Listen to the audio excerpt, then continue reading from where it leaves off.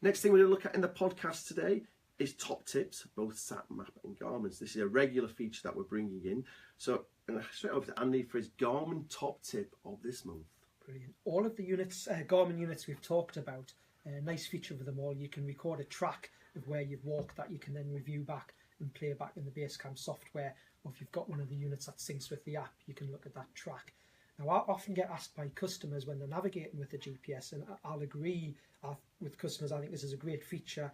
It's not just seeing where you're going on a screen that helps you get your bearings and where you are, it's seeing where you've been, seeing what's behind you. Now, when you're walking with a Garmin GPS, you get this little trail being left behind you when you start the track recording. Now, the default colour when you buy your Garmin GPS for this little track that's left behind you is quite a pale blue colour, and I often get asked, can you change that colour so you can just see that brighter colour being left behind you? You can change the colour. So the way we do that, it's nice and simple. In the touchscreen units, you go into the bottom menu where you've got all your icons. So like from the Oregon 700s, you press and release your on-off button to go to the bottom menus. And the Montanas, you touch the little V at the bottom of the home page to go to the bottom menus. And you'll see a menu called Track Manager. You go into Track Manager, you select Current Track, and you'll see that colour clearly listed with a pale blue. You can touch on it and change the colour. If you're using one of the push button units like the Map 64S or one of the small eTrex 2030s with a joystick, you can still go into your main menus, find Track Manager, Current Track, and there's an option that simply says Edit Colour, and you just select that and you can make it a different colour. So you can see a little bit more clearly where you've been, which I do think helps with navigation as well. So that's the top tip for the Garmin, is changing the track colours. The track is a breadcrumb trail that GPS leaves behind us when we're out walking or cycling. Over to SatMap. So what's your SatMap top tip for this month?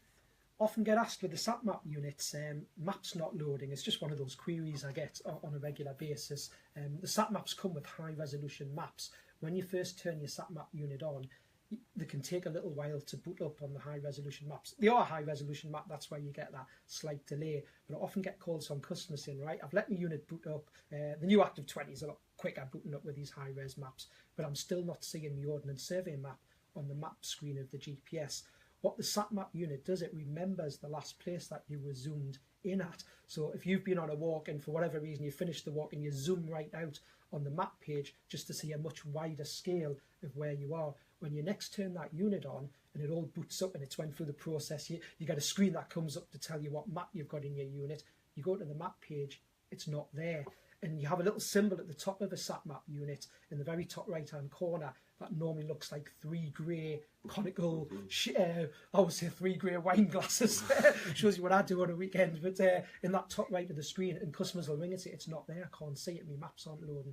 It is as simple as just, you zoomed out too far. Right. If you've bought a map set that has, the 1 to 25, 1 to 50, and the 1 to 10 scale, which SatMap do on one map card, it'll only load that map if you're zoomed in at that scale. Right. So it's just remembering, give the unit time to boot up for the maps to fully load. Can take a couple of minutes from turn on, and remember when you're on the map page, zoom right into a scale of at least 1 to 50 to start getting your maps to load. Fantastic. And that's the same with the Active 12, Active 20, or is there any difference? All of the units is the same, except you'll notice on the newer Active 20, which with it having a much faster processor, the actual initial boot up process is a lot quicker for the maps to load from the initial. Because the thing with this SatMap has got these HD maps, and that's what takes the time to the load high them. definition maps. That's brilliant. So that's your top tips for this month. Thank you very much for those, Andy.